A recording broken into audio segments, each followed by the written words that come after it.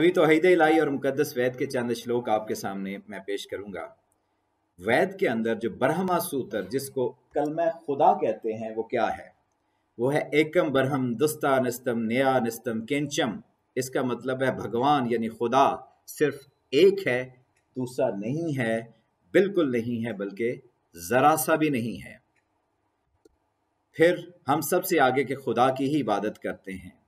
عالم کا مالک ایک ہی ہے، خدا کے سوا کسی کو مت پوجو۔ ایشور ہی اول ہے اور تمام مخلوقات کا اکیلا مالک ہے۔ وہ زمینوں اور آسمانوں کا مالک ہے، اسے چھوڑ کر تم کون سے خدا کو پوج رہے ہو؟ اور مختلف جگہوں سے میں نے اکٹھا کیا ہے کہ اس جیسا کوئی نہیں، نہ وہ کسی سے جنا گیا ہے، نہ اس کا کوئی گھرانہ ہے، اسے کوئی نہیں دیکھ سکتا۔ جن کی مت ماری جاتی ہے صرف وہی مادی چیزوں اور دوسرے خداؤں کو پوجتے ہیں۔ پھر یہ منتر دیکھیں کہ وہ یوم آخر کو بھلا کر اور علم و عقل کو حقارت سے ٹھکرا کر ہماری مقرر کردہ حدود کو پھلانگ رہے ہیں، اور یہ چیز ہمارے سامنے نظر آ رہی ہے۔ توحید الہی اور ہندو دھرم کے اوپر عظیم ترین مسلم محقق تاریخ دان البیرونی نے ہندوؤں کے بارے میں ایک غیر معمولی مشاہدہ، وہ اس ایریے کے اندر بڑا عرصہ رہے، انہوں نے کہا کہ ہندو جو ہیں وہ دو قسموں میں ہیں۔ جو ایجوکیٹڈ لاٹ ہے، جو پڑھے لکھے ہیں، وہ مواحد ہیں، ایک خدا کو مانتے ہیں، اور یہ بات وہ کر رہے ہیں کہیں 10ویں صدی کی، کہ یہاں تک ہندو جو ہے وہ ایک خدا کو مانتے ہیں، اور جو ان پڑھ ہیں وہ کئی بتوں کی پوجا کرتے ہیں۔ ابھی میں وید اور قرآنی احکامات میں آمنے سامنے آپ کمپیریٹیو انالیسس آپ کے سامنے میں پیش کرنے کی سعادت حاصل کروں گا۔ ایک سائڈ پہ قرآن کی آیات ہوں گی اور دوسری سائڈ پہ وید کے منتر ہوں گے۔ الحمدللہ رب العالمین، تمام تعریفیں اللہ کے لیے جو تمام جہانوں کا پروردگار ہے۔ وید میں ہے اس دنیا کے بنانے والے کے لیے تعریف، جو رحمان اور رحیم ہے، جو دینے والا اور رحیم ہے، ہماری سیدھے راستے کی طرف رہنمائی کر، ہم کو ہمارے فائدے کے لیے سیدھے راستے پر لگا۔ وہ سب کو کھلاتا ہے، اس کو کوئی نہیں کھلاتا۔ پرماتما یعنی خدا کھاتا نہیں ہے، دوسروں کو کھلانے کا انتظام کرتا ہے۔ اس کی کسی چیز سے مشابہت نہیں ہے۔ اس پرمیشور، یہ بھی خدا کا نام ہے، کہ کوئی مورتی نہیں بن سکتی۔ وہ اللہ اپنے بندوں پر غالب ہے، وہ سب جانداروں پر غالب ہے۔ اور پھر یہ ہے کہ کوئی بوجھ اٹھانے والا دوسرے کا بوجھ نہیں اٹھائے گا۔ تو وید کے اندر ہے تو ہی علم کر، تو ہی اس کا پھل بھوگ۔ اور پھر ہے کہ حالانکہ تم کتاب الہی پڑھتے ہو تو کیا تم عقل سے کام نہیں لیتے؟ اور وید کے اندر ہے بے عقل لوگ کتاب دیکھتے ہوئے نہیں دیکھتے اور سنتے ہوئے نہیں سنتے۔ قرآن کے اندر ہے کہ ہدایت گمراہی سے الگ طور پہ ممتاز ہو چکی ہے، تو جو کوئی طاغوت کا انکار کرے اور اللہ پر ایمان لے آئے، اس نے ایک بڑا مضبوط حلقہ تھام لیا۔ یجر وید میں ہے خدا نے حق و باطل کی کیفیت کو سمجھ کر حق کو باطل سے جدا کر دیا اور حکم دیا کہ اے لوگو حق پر ایمان لاؤ اور باطل پر ایمان مت رکھو، مت لاؤ۔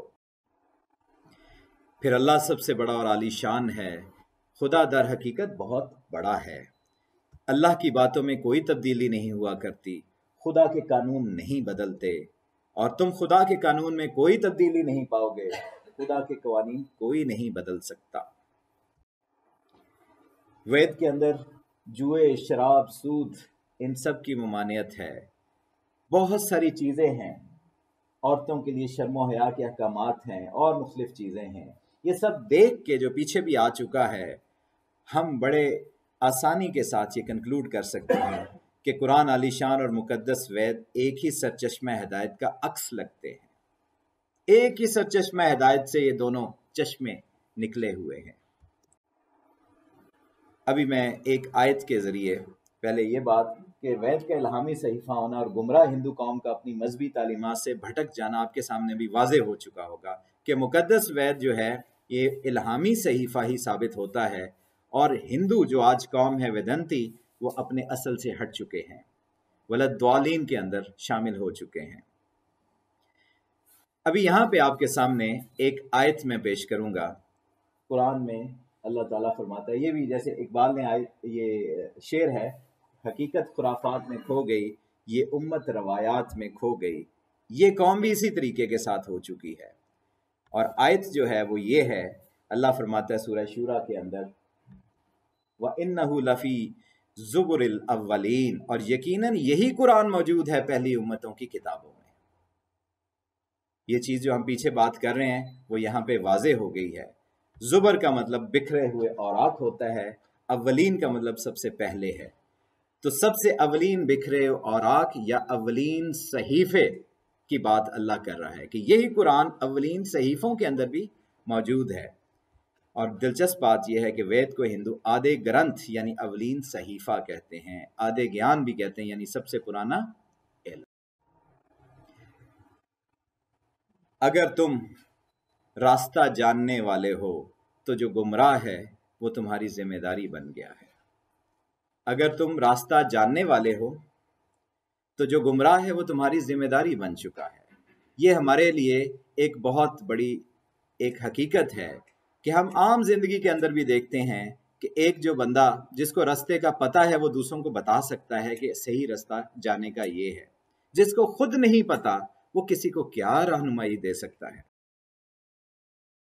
یہ ویڈیو سوشون کے تعاون سے پیش کی گئی ہے۔ سوشون پاکستان کا national social media network ہے۔ اپنا اکاؤنٹ بنانے کے لیے سوشون.com پر جائیں یا گوگل پلے اسٹور اور ایپل ایپ اسٹور سے سوشون ایپ ڈاؤن لوڈ کریں اور پاکستان کا اپنا سوشل میڈیا استعمال کریں۔